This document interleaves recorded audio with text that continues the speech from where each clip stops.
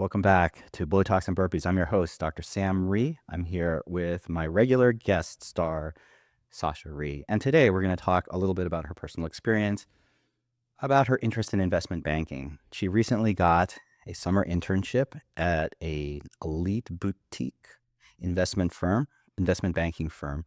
And when she detailed to me what it took to get to that point, it really surprised me for a couple of reasons. One is it was really fast. She's only a sophomore in college, and what she had to do to get from there to here has already probably determined in a great deal in terms of her future first job and her career. And I wanted people to know that these are things that you have to sort of look out for super early. The other thing is I knew very little about investment banking and the whole job firm hiring process, and I thought it was so interesting where the titans of finance are, how they're created and how they're shaped. And so I wanted to talk to Sasha a little bit about her experiences and see, how these finance bros become finance bros.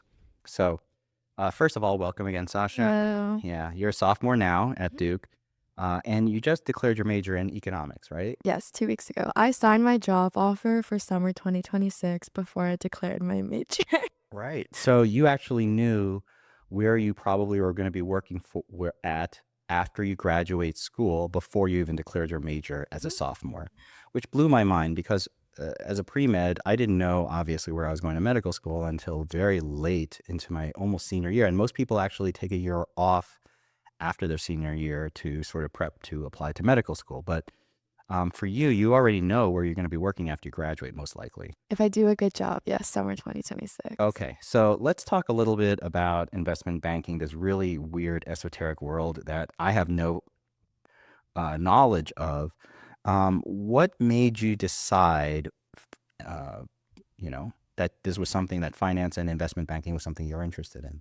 So, when I got to Duke, I joined our business society on campus, Scale and Coin. It's like also, I guess, kind of symbolic of finance recruiting. Scale does the first info session for incoming freshmen, like the Sunday before classes start. So you start rushing Scale like before you go to your first ever class as a college student. I joined Scale. I went through their new membership education process, which introduced me to stock pitch, a consulting case, a tech case, really all things you can do in the spheres of businessy, entrepreneurship type of industries. And I realized that finance is super, super big.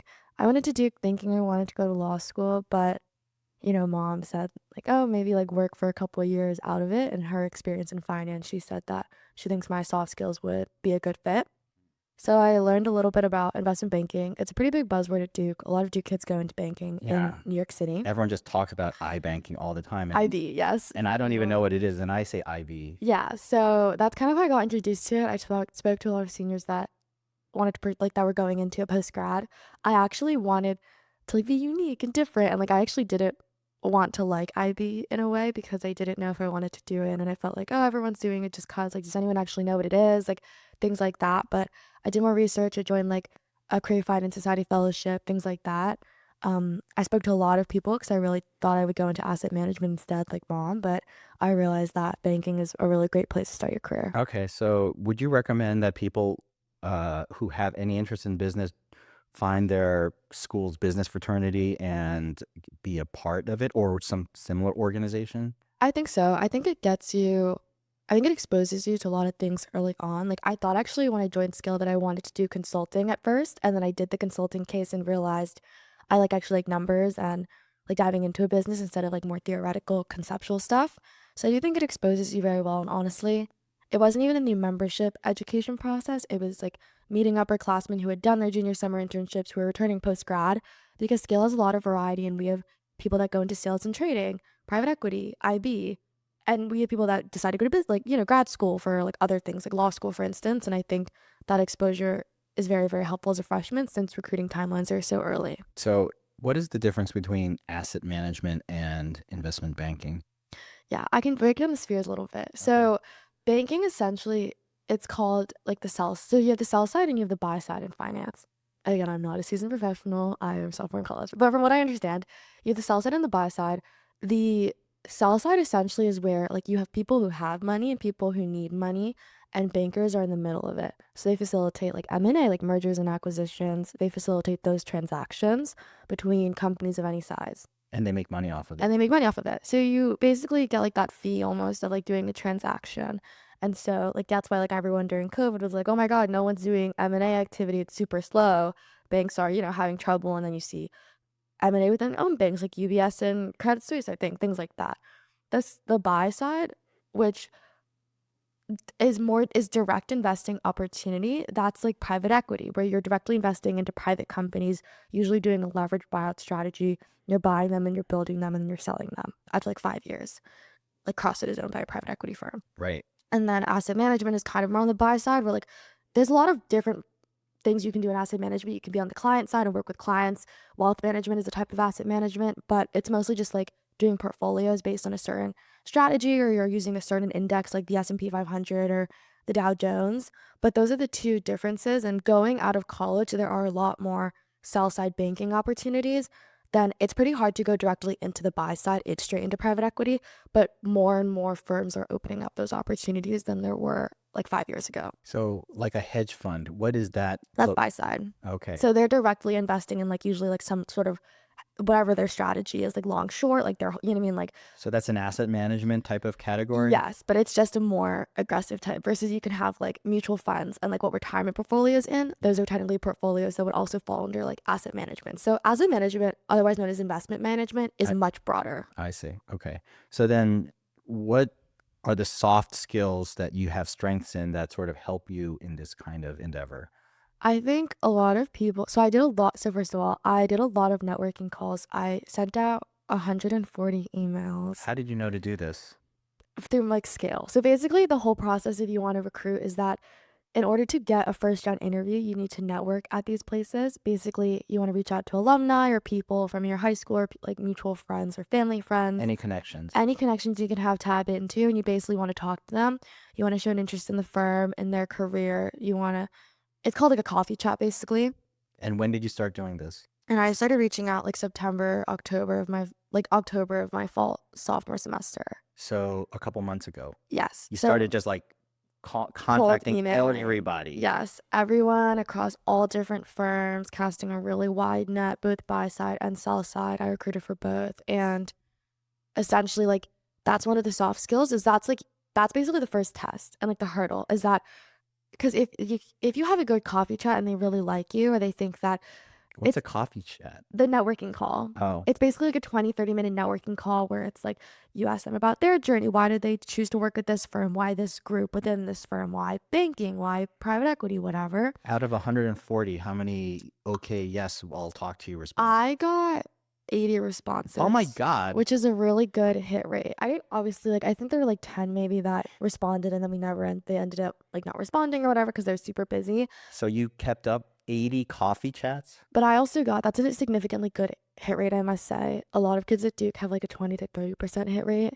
My hit rate was really good, partially because one, Duke alum are very active. So that's very helpful, but also through my Korea Finance Society fellowship.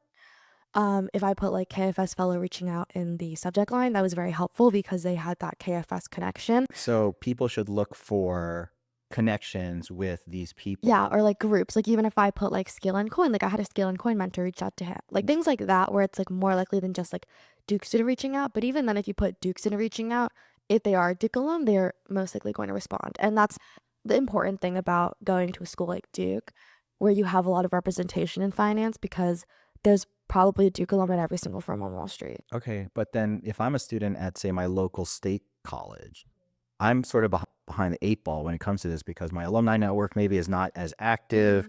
I don't, if I don't have other connections or know people in it, then I'm starting with. It's harder. Yeah, okay. It's harder to break through, and that's what they call in finance target and non-target schools.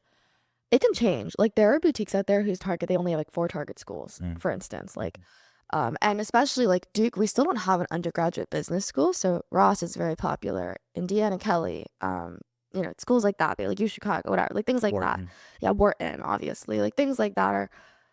Those are basically like target versus non-target schools. Duke is still a target school for most firms, but it also kind of is like a cycle in the sense where a lot of recruiting and like firms will visit my campus. They're probably not visiting like a local state school's campus. That also is driven from the top down usually, where if there's like MDs or like directors or Managing yeah, directors. like high up in the firm, a lot of them, if they went to Duke, for instance, will want to make trips down to Duke. It's almost unfair in some sense. Like it's self-perpetuating. So you have all these like muckety mucks who are big shots, Yeah. and then they kind of pull from their same background. Like I went to, However, I will say that there are some firms that unexpectedly have schools that you wouldn't necessarily think, like they don't have an undergrad business school or things like that, and that's also top down. Mm. So it is, like, and it is very possible, and I think that one of the things that makes it more possible, depending on where, like, no matter regardless of your school, is these things called, there are like diversity or like early recruiting programs, basically. Oh, so they're looking to widen their net. Yes. And so I don't know how this will continue to develop with like the new administration's ban on DEI. However,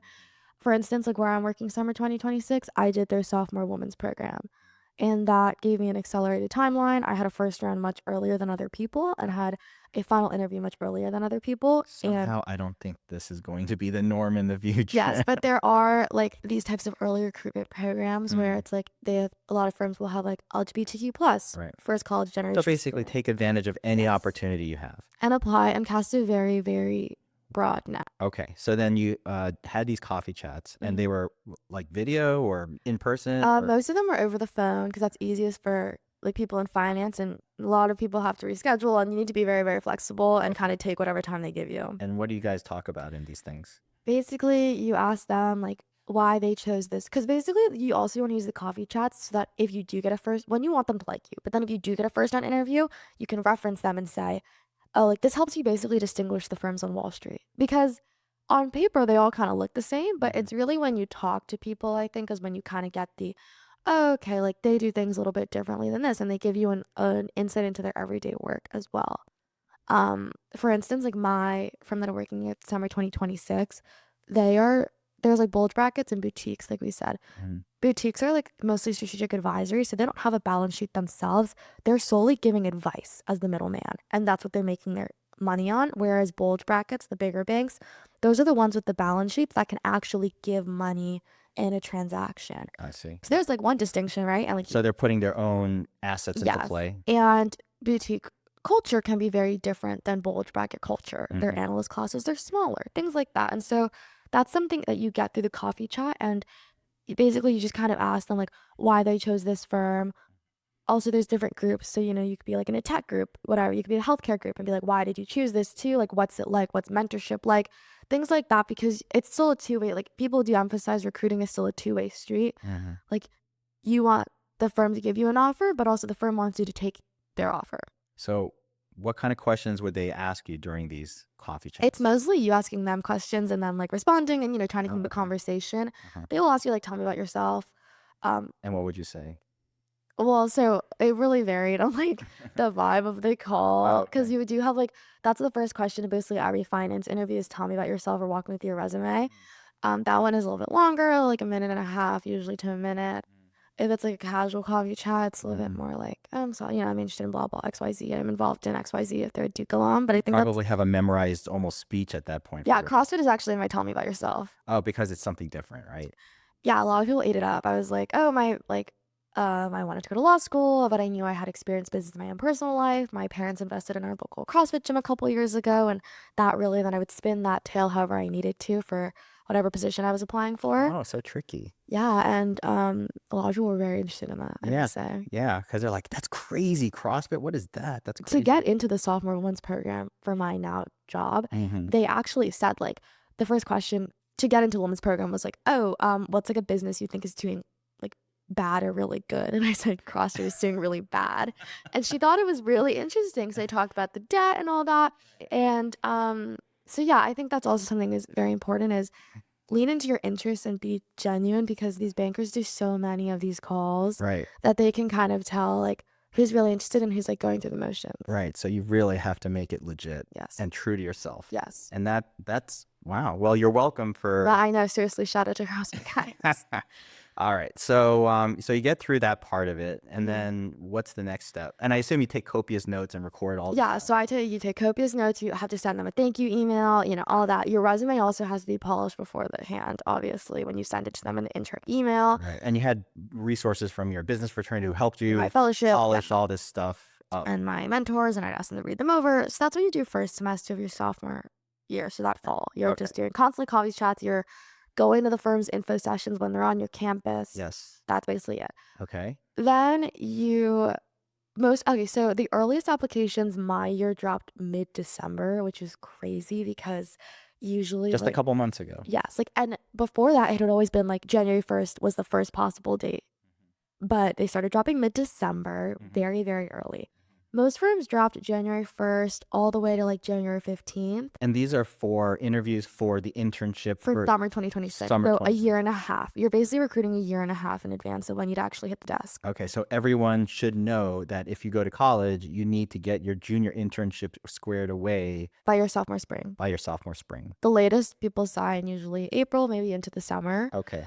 And this is mostly banking and buy side. Asset management and investment management is usually a little bit later into your the summer between sophomore and junior year, and then consulting is like start of junior year. So they open up their thing and you apply basically, and then it all depends on the firm then. Again, if you do like diversity programs, which I did a couple, you get like an accelerated timeline most likely. So you get like a first round before other people. You could get a first round the day after you apply, like drop your resume, or you could get a first round. I kept getting emails of first rounds I think a month after I applied. And what's the first round? First round interview. Which is what? Most firms' first rounds. So my sophomore women's program was a technical first round interview, which is all technical questions.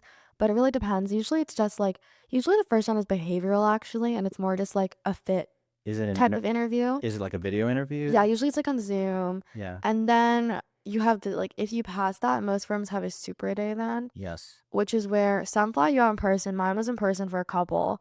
And that's more like sometimes technical, sometimes behavioral. They'll do a mix sometimes. That's very much like once you get the Superday, if you really lock in, you can get the job because your foot's basically halfway in the door. You just need to do well. But that's how it works with most firms.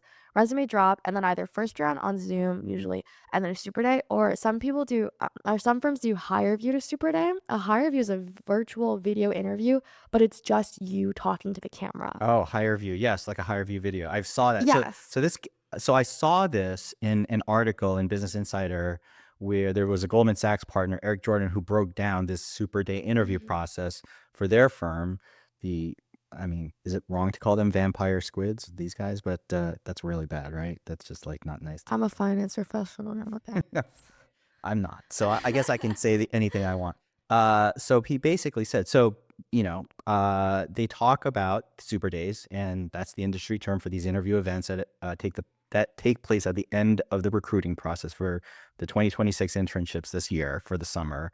And like they said, you submit a formal application at work and then complete some sort of intro assessment, which you mentioned. And Goldman has a higher view. Yeah, higher view video, right. So this is so competitive. So they mentioned in this article that there are, for the 2024 programs, they got 315,000 applications for internships across their bank globally, and less than 1% were chosen. And so this is so competitive. I will say also my perspective on it is a little bit more biased and limited. I think everyone at Duke gets a banking job if you really put in the work. That is not a privilege that is granted to clearly 99% of the other applicants. So now the advice that this guy gives for his Super Days, obviously just getting to the Super Day, as you just mentioned, is a feat in itself and an accomplishment in my opinion. Right. So how many Super Days do most people get to attend? Some people, a lot of Duke alums that I spoke to when I was by this firm, they were it's the only one that gave me an offer. Very realistic. That happens to a lot of people. Well, you get just one opportunity to go to a Super Day. Yeah, I got a couple Super Days. Mine, I think I got 6 maybe. And you took all of them? No.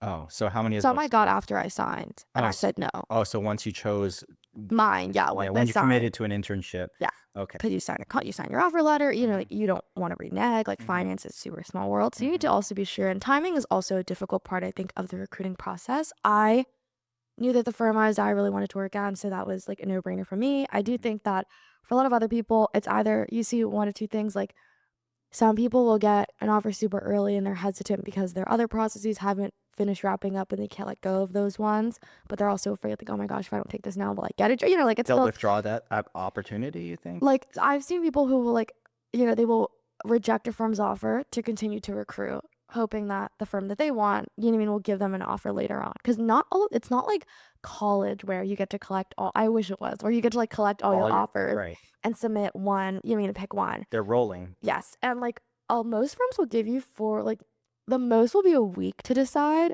Most give like 3 to 4 days now. Now, there's a game that these And firms this are is why, playing. yes. So if they're a weaker firm, maybe they offer early, or maybe, well, not weaker, but small. I don't know. Or But yeah, it's very much like dependent on the firm, but I also think like a lot of it is just like how the firm operates as well. Like maybe they just have a different HR system. Like there's many factors that go in, but every firm operates on its own timeline. And so that is also something that can stress a lot of kids out because like it is like recruiting is stressful, like to continue to do the process. Like when I signed, I was like, is this the right choice? No, I like knew it was the right choice. I was like so relieved. You know what I mean? Like, yeah, but some people don't get that feeling, or some people get caught up in the what ifs. It's very much like this is also when you need to stay true to yourself, I think, and that's what the coffee chats and all the research and work that you put in. That's when they come into play. How about Goldman Sachs? They're pretty late in terms of what they offer.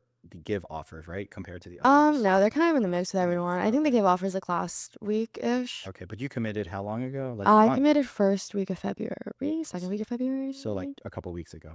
Okay, so now he says in this article that people do use study guides containing potential interview questions for Superday. Oh yeah, if you're a kid, you memorize the M&I 400 guide. It's 400 questions that you will ever need for an investment banking interview.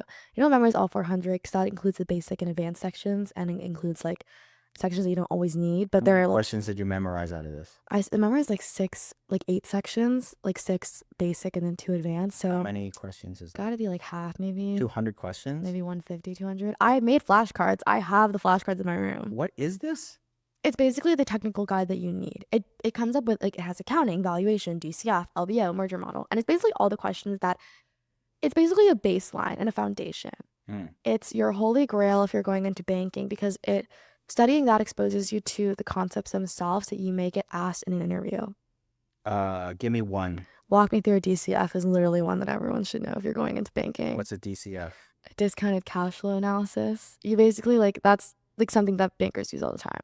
And so give me the 2-sentence start, but don't keep going, but just give me the first sentences that you would say for something like that. So like a discounted cash flow analysis. A DCF is an intrinsic valuation method where you value a company based on the present value of its future. Oh my God, all right, I'm falling asleep already. Sorry. That wasn't even the first step. That was me explaining what it is. I don't care at all.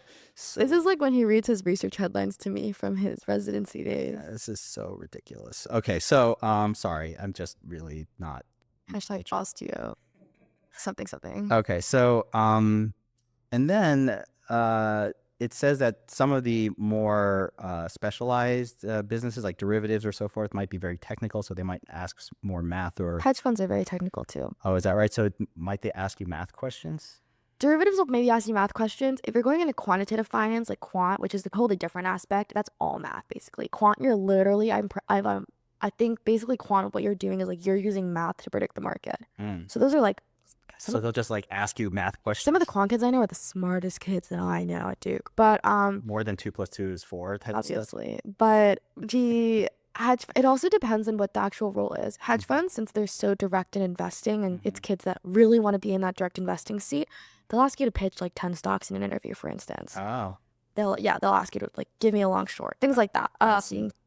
AM might think more like, how would you handle a situation with a client? There are behavioral questions, market-based questions, and technical questions. So this is all sort of prerequisite. Like, and even before you get here, obviously you need to have done well your first year. Yeah, good grades. You have a good GPA above like a 3.75, 3.8. Right, and then like you've studied all this stuff. And extracurriculars. You need to build up your resume. All right, so they want to look at all that too. Yep. So this is all prerequisite before you even like get to this point. Like all of these things have to be in place before you even drop your resume. Okay. So they suggest if you got to this point that what you really need is a hook. Yes. What is a hook? My hook is CrossFit. Is that really right? Man, you've been milking this topic all it's worth. Guys, I've gotten so many questions. It's my first interest on my resume. They look at me and they're like, you? But that's kind of like the thing is that they want you, like, I think it says in the article, you could talk about literally anything as long as you're passionate about it. Because they don't care what you're talking about as long as it depends. They just want to see what traits are coming through in the interview. Right. When I talk about CrossFit, a lot of traits that come through: humility, my ability to push through things. My resume. So it's a prism for you. Yes, my resume. Like, you really want to dig deep into what skills you bring to the table. A lot of mine, like my biggest strength, I would say, is like my ability to be adaptive and connect with clients on a professional level. It's something that was unique because I sell ads at our newspaper at Duke, and not many sophomores are in a sales position. A lot of people loved that too, like loved that activity on my resume. Shout out to my boss. I love my boss. But like that job, actually, surprisingly, real people in more than my corporate finance internship from this past summer. Things like that, where it's just like, and I think honestly, some people's hook is just being a super earnest and genuine person during the interview. I see. It really much is just like, you don't want to, they always say like, we don't want like a finance robot. All bankers will tell you that you can learn the technical skills on the job. No matter what you do in college, whether you go to an undergrad business school or not, you are never going to be able to simulate what it's truly like to be on the job, but they can't teach soft skills. Right. And so that's something that they, like, you could get a technical question wrong in an interview and most likely still move on to the next round if everything else is great. But if you get a behavioral question wrong, it, digs deeper and more of like, who are you? Like, could I sit next? Because the question is, could I sit next to you when we're in the trenches at 2 a.m. working together? That's what they said here. And so it seems like they prefer or gravitate towards student athletes, I guess, to a certain degree, because they are good at sports. They were better than other people. It was a competitive situation. A lot of football and lacrosse male players go into banking. You do. They need dedication and a drive in sport. And so so a lot of bankers feel like that translates into... And time management, being a student athlete. Right. So is that something that you think is helpful, or at least a hook that a lot of these students have? I mean, obviously, if you're a student athlete, especially at a school like Duke, top D1 school, you obviously put in an insane number of hours of hard work. You're very skilled. You know what it's like to be super, super good at something, top of your game, and you know what it's like to stay there. I think that is like definitely a hook. I mean, you could even talk about like in CrossFit, like people really enjoy that. They really enjoy hearing about my job at the Chronicle, the newspaper, and I think that's because like that's tangible, real world experience that I can talk about. They love hearing about how I sell ads to our local Pliables owner because of what it shows. So when you got the offer, was that your first offer? No. Okay, so how many did you get before that? I got a couple. I can't remember exactly how 2? many. Maybe 3. And you passed on 3 before you took this one? The I one you took? I passed on 2 or 3, yeah. And why'd you pass on them? Of very different reasons. I think I was very grateful to. Saying no to the first one is always super, super hard because you have that fear of like, will you get any others? Yeah, like what if I don't get any more and then I look stupid? Right. Ultimately, I think it really came down to like what was important to me. So I'm a generalist at my summer 2026. Being a generalist means that you are not industry specific. The way that a lot of these banks work are you have a healthcare group, you have a TMT, technology, media, and like telecommunications, industrials, like groups that you wouldn't really know actually. Like you also need to research this if you want to go to banking. Like what groups do you want to do? Right. Leverage finance. And it depends firm to firm. And so I think for me, like being a generalist means that I get to work across all industries and also do M&A and restructuring activity across all these industries. And I didn't recruit for restructuring, which is where you work with companies like that are about to go bankrupt, because those technical questions are even harder. Like if you have the M&I 400 as Calc AB, restructuring is like Calc BC and multi. Like that's a whole nother level of prep. Wow. And so, but the chance to be able to do restructuring and explore and really have all my bases covered, that's truly why you go into banking, I think, is because you want that optionality post your analyst years, even if it's hard. And that was something that really spoke to me. But I also think like being a boutique, actually, like you meet so many people through the interview process, and once you get the offer, so many people will reach out to you from whatever firm. And I think that's also about like the connection, like who do you think truly invested in you in the process? That's when the two-way street comes around, I think. And being in a boutique, you are in like a smaller analyst class. And being a strategic advisory firm, you also end up, like I think it's a different type of work Mhm. because you solely win, like you don't win because you have money on your balance sheet. Partially you win because like you win clients because of the like long relationships you've been building and because your like thoughtful advice is good. I see. So that fit you personally. Yeah, and I honestly going into it, I actually thought I wanted a bulge bracket. I didn't What's that? like Goldman Sachs, like the ones that have balance sheets, Oh, the bigger firms. so bulge bracket means like they're bulging with money. I guess so. Okay. You have like BB and boutique. I actually so okay, actually I went in thinking I was going to go into the buy side. I'm doing private credit this summer and I had recruited for my sophomore summer internship beforehand. And I thought private credit was really interesting. I recruited for it, but some of the firms I wanted I didn't get, or I also didn't really know then. And that caused me to do some self-reflection, like, oh, like, do I actually want to start in private credit? 'Cause it's a pretty specific skill set. Um, and so I think that was also something that I thought about was like, and so I went in totally thinking that I wasn't gonna end up at a boutique or do banking. I thought I was gonna do private credit or end up at a bulge bracket. Did you know? So did having your sophomore internship in hand help you in terms of recruiting for your I think it junior helped internship? me. I got a lot of interviews, like first rounds especially, and I think it helped me partially because the place that I'm working at this summer has a great name and has been in a major player in the private credit industry and had a major acquisition during my interview process. So I think having that, they kind of knew like, oh, like she must have gone through an intensive interview process for them. So you haven't even done your sophomore summer internship yet, and yet, It did help a lot, I right? think. And Yeah. and so I don't want to go back and like go through what Yeah, it took to get your sophomore summer internship, but like, I think the fact that it was a big name, because sophomore summer internships are also hard to come by. Like, so I know a lot of people that sign their sophomore summer internship after they sign their junior summer. It is not necessarily a needed at all. oh, I Like, see, you do not need it. Like, because they understand how early the timelines are. I see. I just happened to sign, and I do think that helped me get my foot in the door. It also helped me get my foot in the door at a lot of private credit firms because you know what I mean? They knew I was, I knew they So they knew you had an interest in it. and honestly, they knew that I knew what it was. Like, a Oh, lot of people recruit for, like, buy side and have no idea what they're doing, essentially, and what they're recruiting for, because you cast such a wide net. I didn't think was helpful, which I do think was helpful, and I think that also forced me to get a head start on my technical question prep. oh, because you had already prepped for your Yeah, sophomore a lot of people internship. start technical prep in, like, December, and they focus on networking first. I kinda did both simultaneously because I was interviewing for my sophomore summer internship, but I know so many people that, like, don't know, like, have a sophomore summer internship, and it's totally fine. Did everyone who's in your friend group or who's interested in this do exactly what you did? Or No. so are you one of the more try hard people that you know? No, I am definitely not a finance hardo. I have some friends that are. So there are others who tried even harder than you about all this stuff and worked even harder than you on this stuff? Yeah, some people will send out like 200 emails. Who knows? Like, some people will well, like I'm not even in our investment club at Duke. I know people that are. They're doing stuff just for fun on the week. Like, you know what I mean? Like things like Right. that. So they're just like even more hardcore than you are about this. Especially the kids I think that go into quant and like hedge funds because those are such few and like hedge funds are such few and limited opportunities, like far and few. Why do Those people? kids want that. So these are people who just love doing this stuff. Yeah, they love like, I asked one of my friends in my business frat who's going to a hedge fund, I was like, "Do you wake up and think about, like, stocks?" And he was like, "Yes." I was like, "Oh, so I'm not supposed to go to I think I need some foundations," which is also why a lot of people go into banking. They wanna build that foundation. A lot of it is just learning how to be in an administrative professional setting. I see. Okay. So what do you wish you had known before you started this whole process that would have made things better for you? I wish I hadn't been so enormously stressed. Like, I think that It sounds stressful just It is listening to it is you. the most stressful thing I've done in my life.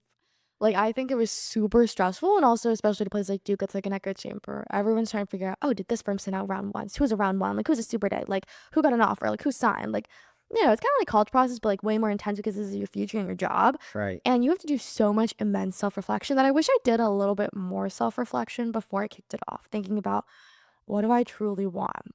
But who knows at that age? Exactly, but that's why I think do as many calls as you can. Even if they might seem tedious or irritating or, "Oh my god, like, it's a time suck," it is very helpful, and I think all I've learned is that finance is such a small industry, like, everyone knows everyone. Hmm. Everyone you know what I mean? And that's why I think even though 139 of the calls that I did are not at the firm that I'm going to.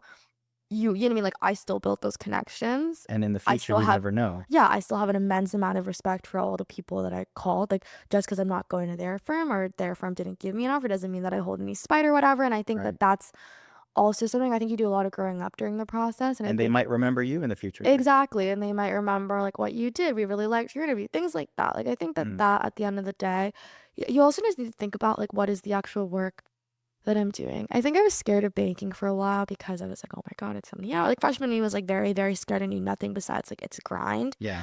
But I think I ended up going into it because actually the work itself allows me to start so broad and like gain such a broad skill set. And I did a lot of self-reflection and realized I don't really know if there's an industry out there that I love. Like, do I love industrials? Do I love like healthcare? Like, I have no idea. Whereas other kids sometimes go in knowing like you get a lot of pre-meds low-key who Yeah. start pre-med at Duke. They decide that they want to do more like the finance side of it. Yeah. The business And so side. then they want to go into like healthcare Yeah. groups. Many people do that, or you people that go into tech groups. I just didn't really know if I wanted to do one thing because then you're only working with healthcare companies for your 2 years. So I think that also is something that you need to actually think about. Like, it seems so far in the future, but it's really not. Like, can you actually do that? What was the most disappointing or hardest thing you had to deal with during this process? I think that like when a firm doesn't want you or you get a rejection, especially if it's a firm that you really, really want. That happened. Yeah, it happened with one firm on the buy side for me.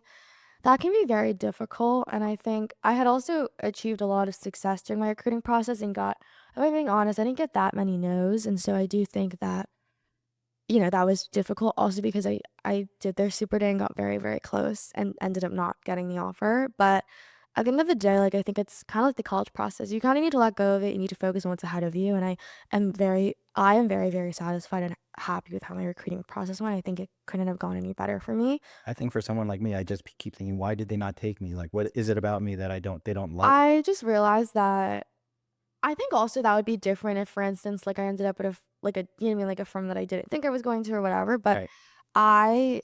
the firm that I'm going to for summer, my junior summer, is a firm that I particularly chose for very, like, you know what I mean, for my specific reasons that I said before. And so I'm very happy that I had also that option to choose. It can be difficult if you pick where you're going because it was the only place that gave you an offer. That's very different. I do feel very privileged and blessed to have gotten a chance to pick and really looked at my like options. And I've had so many great friends out there, so many great options. But I think that that opportunity is something also that not everyone gets. So what do you do now that you have that all set up for yourself? Do you just like coast? Party? No, I'm kidding.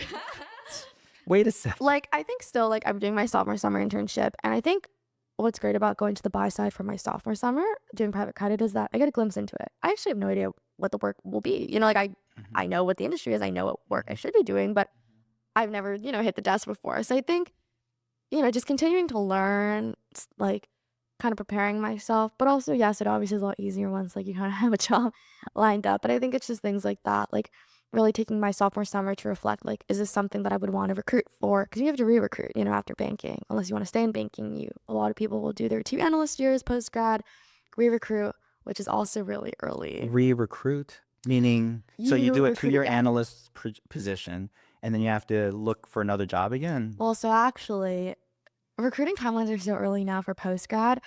Usually it's when you graduate college. That June and July, all the private equity firms, all the buy side firms start their on cycle recruiting for 2 years. You mean after you've in advance, before you've hit the desk for your full before time job. you've even worked, they're recruiting for people who that will join their firm in 2 years. 2 years. Yes. How do they even know at that point? You haven't even worked a day in your life yet. Like, that is the as a question person. on Wall Street currently, I think. A lot of firms do off-cycle recruiting, which is 6 months into your first job, which is kind of similar to like, a year and a half in advance like you do for your junior summer. Right. It really depends. It's very much like everything is moved early because these firms want to tap into talent earlier. And also it's like, So you're gonna who have to go wants through it that this. bad? So you're gonna have to go through a re-recruiting cycle at the end of your senior year. If I decide to go to buy side, a lot of people stay as bankers. You become an associate, things like that. It very much depends. Wait, remind me, buy side are the people that do what again? They're like private equity. They're direct yeah. investing. Okay, yeah. okay. Versus like sell side, you're in the middle. You're the middleman between the money people. Yeah, Shout out to the person that runs KFS because he did before I joined my fellowship, he did like a this is what banking actually does. And he literally did like people that have money, people who need money, Yeah. And then, bankers. right. So that reminds me of a line from, I don't know, some novel. I can't remember. It was anyway. So, well, I think that this is very enlightening to me.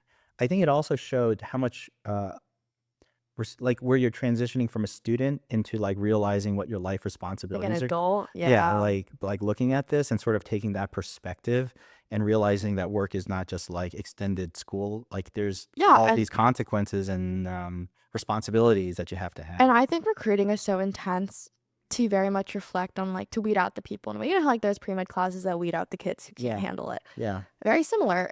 There are kids I know who wanted to do banking and didn't want to recruit and then realized like, oh, if I don't want to do like these networking calls, how am I gonna last in a banking job? Things like that. Like Right. it's so intense, Right. but If you don't like this process, you're not going to make it. exactly. And I think that's also part of why these firms are moving it early and earlier. Is again, one, they want to, first movers advantage. Everyone's moving early. It's like a domino effect because they want to get into it. I think if they go to freshman year, that's a little bit too intense. I think that this is fine. This is manageable. Like, I don't think they should go any earlier currently than where they're at right now because Mhm. then, like, what are freshmen going to know? Even less. However, I do think that's part of it is like, that's why it's so early now is that like, we want kids to, like, wanna do this. Mhm. Like, who wants to do it? Like, who's Right. out here putting in the work, taking Grinding. initiative? Because Right. that itself is I think, like, taking on finance recruiting as a whole is very much, like, dependent on the personality, and I know people that Mm. also prioritize, like, lifestyle, for instance, Mhm. over that, and a lot of people will go into consulting because they Right. you mean, like, not that you're not working hard hours in consulting, but, like, you are, but, like, very different types of work and Culture. balance, and I Yeah. think that's when it really comes into self-reflection and thinking, like, "What do I actually wanna do?" Is it because a lot of people also do get caught up in the name or they get caught up in, Mhm. "Well, everyone else is doing it, I wanna Mhm. do it too," Mhm. and that that can also be a dangerous path to go down. It seems so crazy that these decisions have to be made so early in somebody's life. And if you ever didn't know, like, because there's so many people I know who it takes a while for them to figure out what it is that they want to do.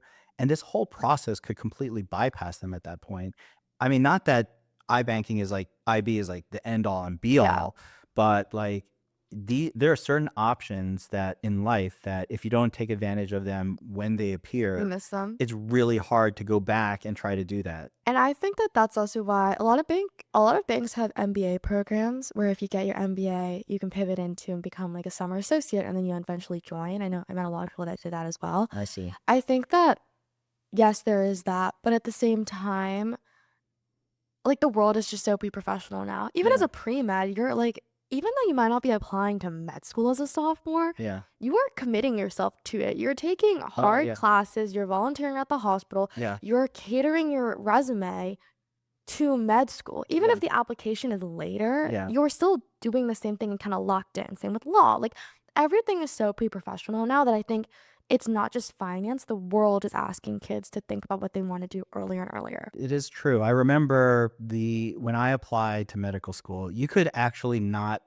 have your whole life geared Mhm. around looking like you wanted to be the best doctor in the world and still get into medical school. Yeah. Now, You need and to have a perfect GPA too, unlike you, but you need to have like a great GPA right, like and everything had to stellar. be in place. And You had a bad GPA and two extracurriculars. okay, thanks. Rip.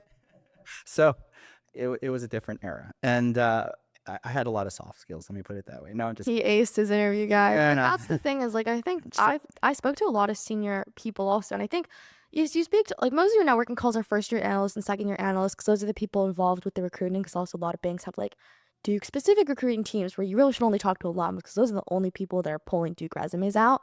But I will very much say I valued my conversations the most with people 4+ years into their career, mhm. and I think that's because they have a different perspective. Of course they do. Everyone forgets recruiting makes you so narrow-minded and you forget that your first job is not your last job. Of course. I think speaking to people that are many years into their career, like Vito, for instance, where Right. they change, they change paths, they Right. switch firms, they like life happens to them and they make a change. And I think that those were really nice reminders and reassuring moments that remind you that at the end of the day, it's like a job and if you don't like it, you can leave, you can change, you can pivot. Like, Mhm. it does seem like, oh, it's too late, but truly nothing is ever too late if you have the grind and the dedication. I think if this is something like it's like with med school, I remember there was a guy who wanted to do cardiothoracic surgery, and he even as an undergrad, he all he did was like hang out with them, did research with them, did nothing with them, and now, of course, he is a Is he a cardiothoracic surgeon? very well-known cardiothoracic surgeon. I would say it almost seems that that is the norm rather than the exception Mhm. to be successful at this point. You have to know from the womb that Mhm. this is what you want to do. And if you do that and everything sort of points you towards that, that's great. And so I would say my advice would be if you have a strong interest in something, lean into it, Yeah, whether it's I agree. IB or medicine. But if you don't, like That's okay. these paths are not available to you and you're going to have to figure out different paths, which is sort of a shame, but maybe it's also good in terms of freedom. I don't know. Like you're locked in at this point. So Dub. Well, to me, it's a dub, but some other people might not be a dub. And that's where the self reflection comes into play. that's right. So I think self reflection, you've mentioned that multiple times, is probably key. And I think that that's hard for anyone to do. But I think at any point in your life, I think even at my age, I do a lot of self reflection like, what the F am I going to do next? Careers are never linear. And that's something that I think people my age forget when we're recruiting so early. But then you speak to people who look back on their career like you, very not straight line. Thank God that you did CrossFit. Like I made you do Oh my CrossFit God, so guys, I early. know. I don't know where I would be without it. I wrote my college essay about it. That's my part of my tell me about yourself.